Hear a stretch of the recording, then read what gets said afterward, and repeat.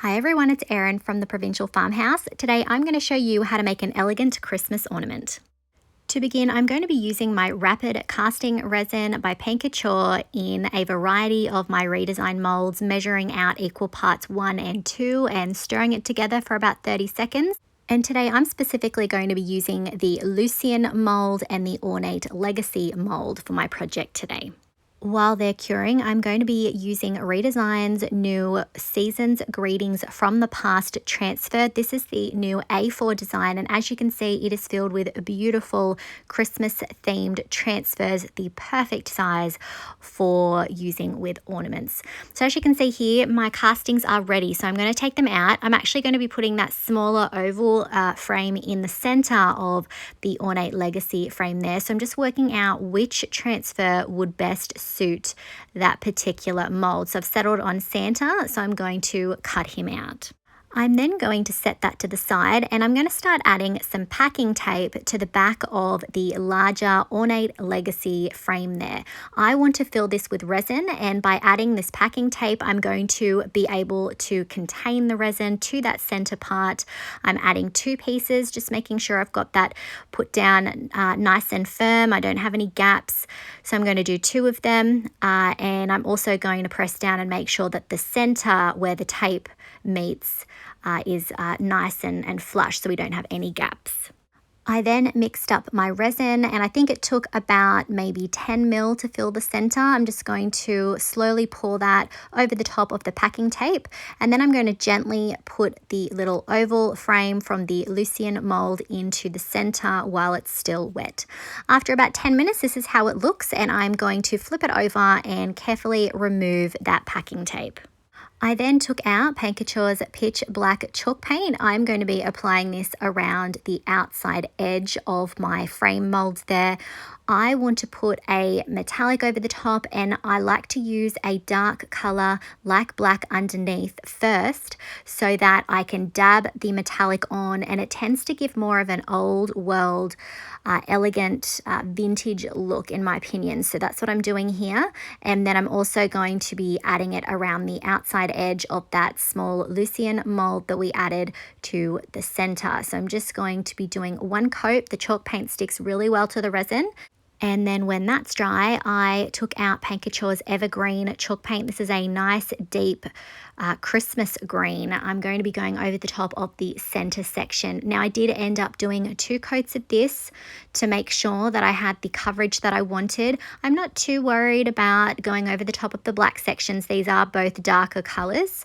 And then once both those coats were dry, I flipped it over, and I am adding a coat of the pitch black to the back as well. Remember, you can sometimes see through these. I then took out Paint Couture's Bronze Luxe Metallic. I'm going to be going over the top of the sections that I have painted in black. Again, I am dabbing it on. I'm just going to do 1 coat. I'm perfectly fine with some of that black peeking through. It's going to add to that vintage ornate frame look.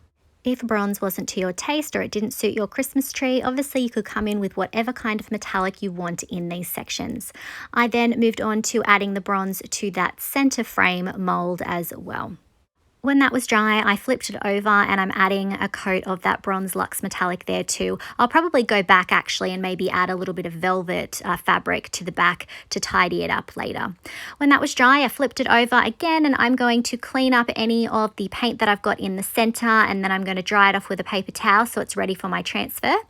And then I'm going to use another casting that I had of the same mold to make an impression there, and sort of use my nails to make a little line so that I can follow that with my scissors and cut it out to the size that I want.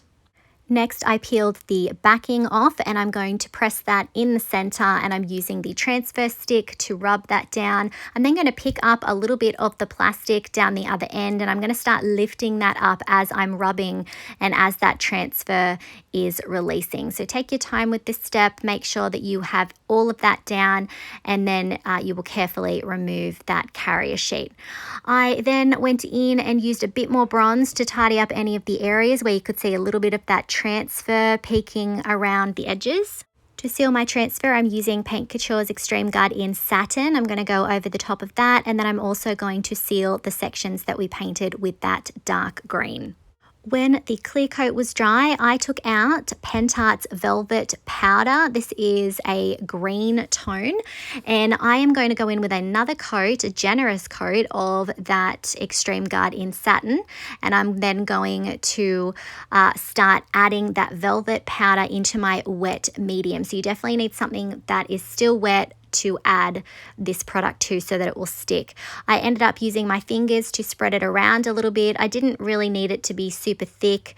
I did get a few clumps here and there, but as you can see, I'm just going to continue to rub that in, and if any areas dry up a bit too quick, I can add a bit more of that clear coat and more of that velvet until I'm happy with how it looks.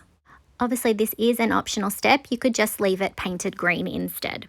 Finally, for my hanging attachment, I'm going to be using this gold chain, and I'm just working out how long it needs to be here, and then I will open up the link and separate them so it's cut to the size that I want it to be.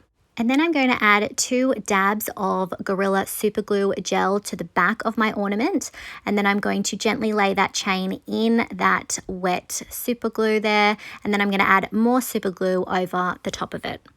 And here's a look at our finished elegant Christmas ornament.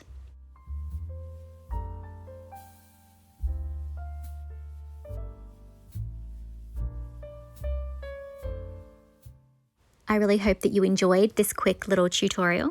Check the links below for more information on where you can find Redesign's beautiful new Christmas release. Thanks for watching.